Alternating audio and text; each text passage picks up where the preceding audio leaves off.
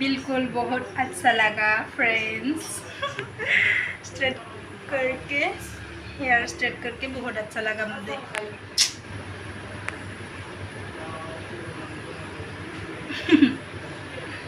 आप लोगों को कैसा लगा? Hey guys, welcome back to my channel Jiri Baro. So दिनै आं मा भिडिअ लाबोनो नागिरदों नोंथांमोनाथ' थाम्बनेलखौ नायनानै मिन्थिखाबाय जानांगौ। So आङो दिनै मा खालामगोन, आं गावनि खानायखौ माबोरै बहाबा थांनो गोनां जायोब्ला टेम्परारि स्ट्रेट खालामनानै थाङो, बेनि फारसे गाव हारसिङै माबायदि स्ट्रेट खालामो बेनि फारसे आं नोंथांमोननि सिगाङाव भिडिअ बानायनो नागिरदों। So नोंथांमोना आंनि भिडिअखौ नायनो मोजां मोनोब्ला नायलांदो आरो अन्नानै लाइक शेयार साबस्क्राइब खालामनो दाबाव आरो बेल आइकनखौबो थुनो दाबाव। स' आङो बिदिब्ला भिडिअखौ जागायनोसै। ओमफ्राय बहाबा थांनो गोनां जायोबाथाय गाव हारसिंनो टेम्परारि स्ट्रेट खालामनानै लायो। बेनिफ्राय आरो आङो माबायदि खालामो बिदिब्ला नोंथांमोना आंनि भिडिअखौ जोबजासिम नायलांगोन होननानै आङो आसा खालामबाय। थुदो बिदिब्ला आङो भिडिअखौ जागायनोसै, नोंथांमोना नायलांबाय थादो। स' बिदिब्ला आङो आंनि खानायखौ बख'ना लानोसै, खेवनोसै। ओमफ्राय बेखौ आङो मोजाङै खानगोन, हगोन आरो खानायखौ।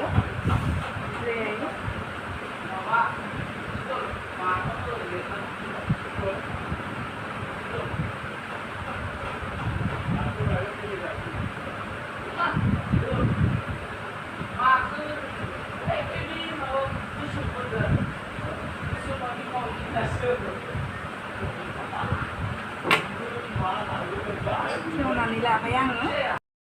स' आङो खानायखौ हग्रोना लानोसै। नै आंनि खानाया बिदिनो स्ट्रेटखा, माने ओमफ्राय आरो माबायोबासो मेरायना लालाबायोना आङो, जेरै मेरै खाथोबना लालाबायो। लबरजों खाबोला एसे गेंग्रा जायो आरो। ओमफ्राय ओरैनोथ' नेचारेल मोजांखा, स्ट्रेटखा, थेवबो स्ट्रेट खालामखानाय बायदि जाया आरो। स्ट्रेट खालामथारनायखौ आङो मोजां नुयो।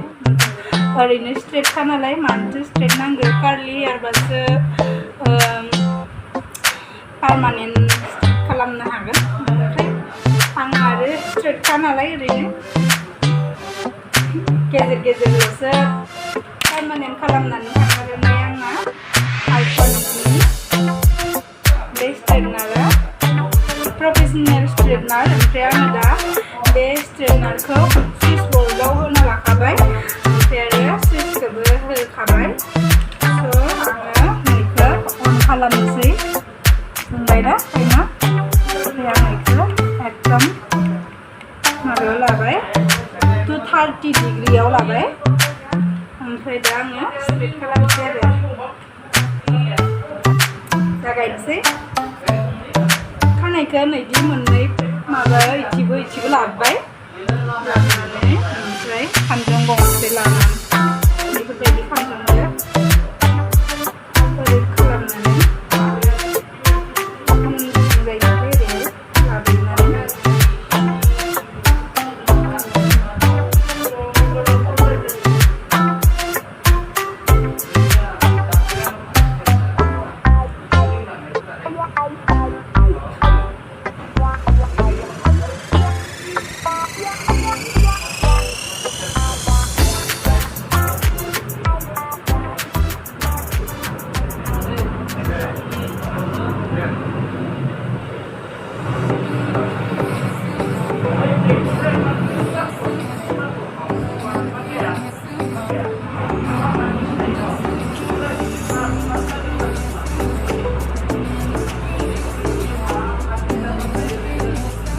गुदुं गुदुं मोनो, ओमफ्राय आरो बुङा बुलायो उखुन्दै।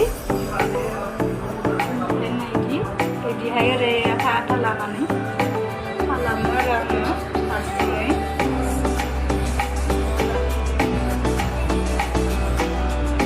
गिनो गोनां गैया बेवहाय, खालामदावबाय थाबानो हायो।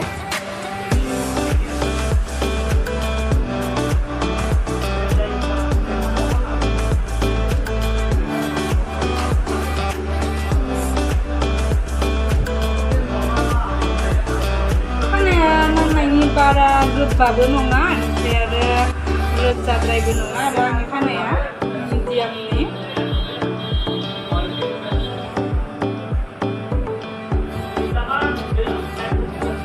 फार्स्टआवनो उनथिनिखौ इदि स्ट्रेट खालामबाय स्ट्रेट खालामनानै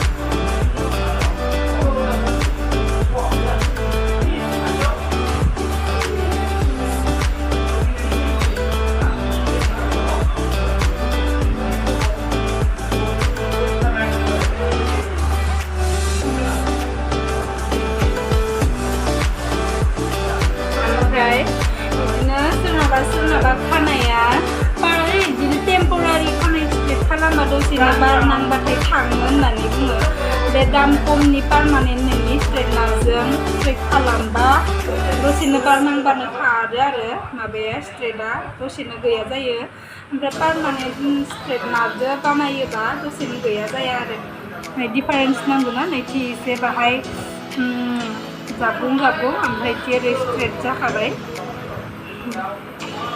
आरो स्ट्रेट खालामना सिनना होबावनोसै नैबे फारसेथिं जाबाय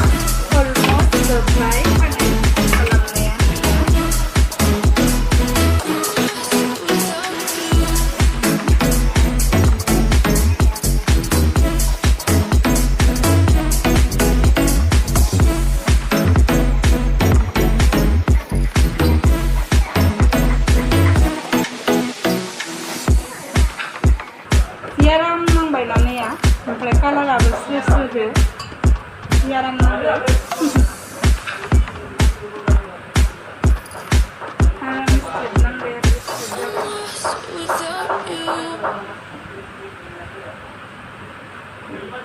स' आङो लोगोफोर बिदिनो आङो माने खानायखौ पारमानेन्ट स्ट्रेट खालामथ'वाखै दासान्दि ओमफ्राय बहाबा थाङोबा बिदिनो सिदा खालामब्रबनानै थाङो आरो आङो टेम्परारि खालामनानै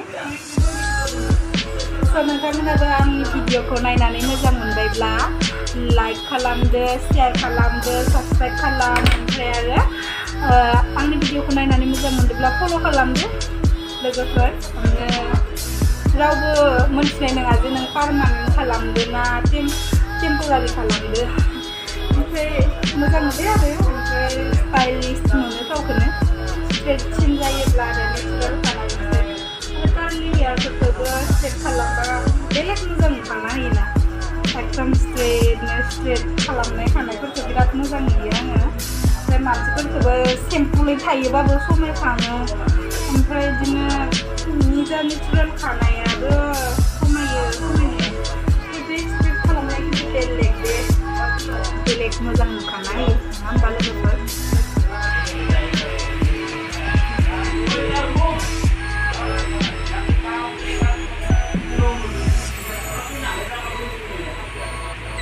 जोबनांबाय ना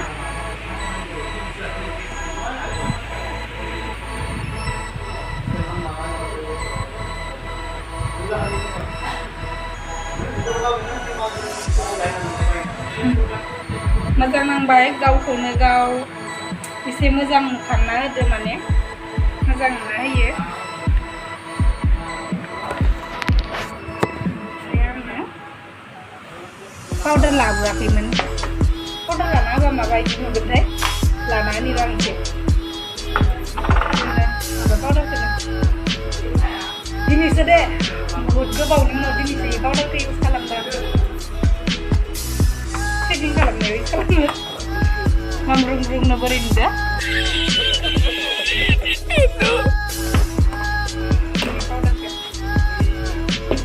मेकआप पाउडार दं ना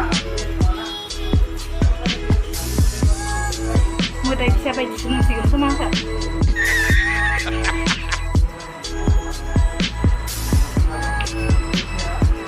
मोखांखौ लेथ्रासो नुसिगोन दा गोदो लानो सुखुवा जालांबाय लादावाबा लानो बायोमोन माबायदि नुखो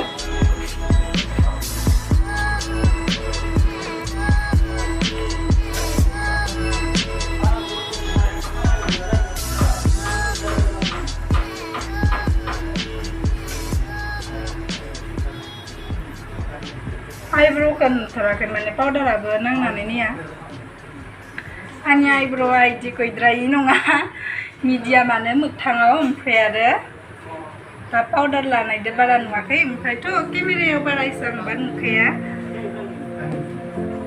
गुरसिन नुना होयो नालाय स' माबायदि नुखो लोगोफोर कमेन्टआव हरदो माबायदि नुदो नोंथांमोना आंनो कमेन्टआव खिन्थाहरदो मोजां नुबाय ना बिल्कुल बहुत अच्छा लगा फ्रेंड्स स्ट्रेट करके हेयर स्ट्रेट करके बहुत अच्छा लगा मुझे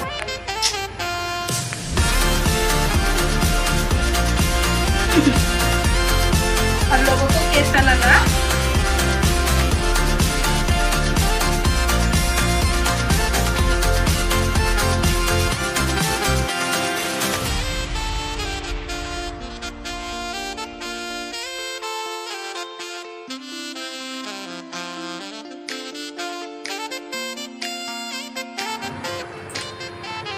तो जोङो फिन भिडिअ'आव लोगो मोनसिगोन बाय बाय लाभ इउ अल